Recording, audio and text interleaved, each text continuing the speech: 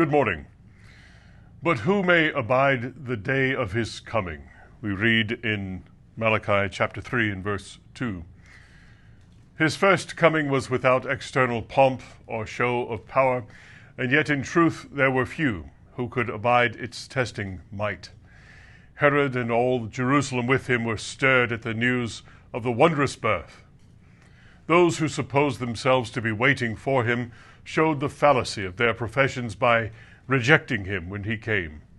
His life on earth was a winnowing fan which tried the great heap of religious profession, and few enough could abide the process. But what will his second advent be? What sinner can endure to think of it? He shall smite the earth with the rod of his mouth, and with the breath of his lips shall he slay the wicked. When in his humiliation he did but say to the soldiers, I am he, they fell backward. What will be the terror of his enemies when he shall more fully reveal himself as the I am? His death shook earth and darkened heaven. What shall be the dreadful splendor of that day in which, as the living Saviour, he shall summon the quick and the dead before him? Oh, that the terrors of the Lord would persuade men to forsake their sins and kiss the Son, lest he be angry. Though a lamb, he is yet the Lion of the tribe of Judah, rending the prey in pieces. And though he breaks not the bruised reed, yet will he break his enemies with a rod of iron, and dash them into pieces like a potter's vessel.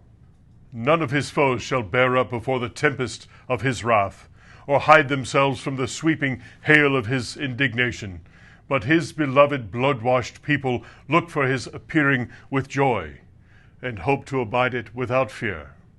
To them he sits as a refiner, even now, and when he has tried them, they shall come forth as gold. Let us search ourselves this morning, and make our calling and election sure, so that the coming of the Lord may cause no dark forebodings in our mind.